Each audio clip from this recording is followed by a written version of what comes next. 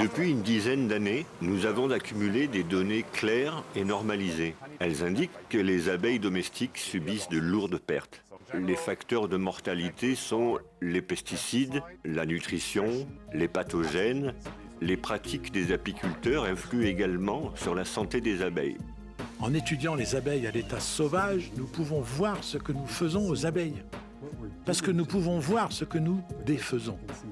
Quelle partie de leur biologie naturelle nous annulons dans une situation d'apiculture.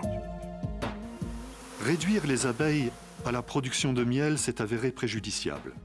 Et nous ne prenons plus soin du bien-être de ces êtres vivants. Ça fait longtemps qu'on nous fait croire qu'il n'y aurait qu'un type d'apiculture possible. C'est faux, c'est un de ces dogmes parmi beaucoup d'autres sur lequel s'est construite l'apiculture intensive. Mais voilà, il y a d'autres types d'apiculture possibles.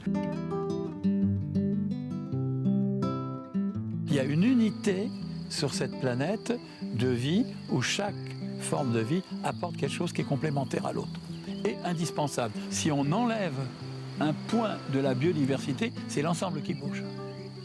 Une des solutions à la portée de tous les jardiniers réside dans les plantations d'arbres mellifères. Un arbre, c'est en dérouler une surface énorme de fleurs. Si nous avons des abeilles, nous devons leur fournir des pollens et des nectars de bonne qualité. Alors, nous avons commencé à planter spécialement pour les abeilles. Les abeilles ont besoin d'être en paix. Ils ont besoin de beaucoup d'attention de notre part et de beaucoup d'amour. La connexion est créée entre elle et moi. On est en harmonie, on ne se pose pas de questions, on va voir les abeilles.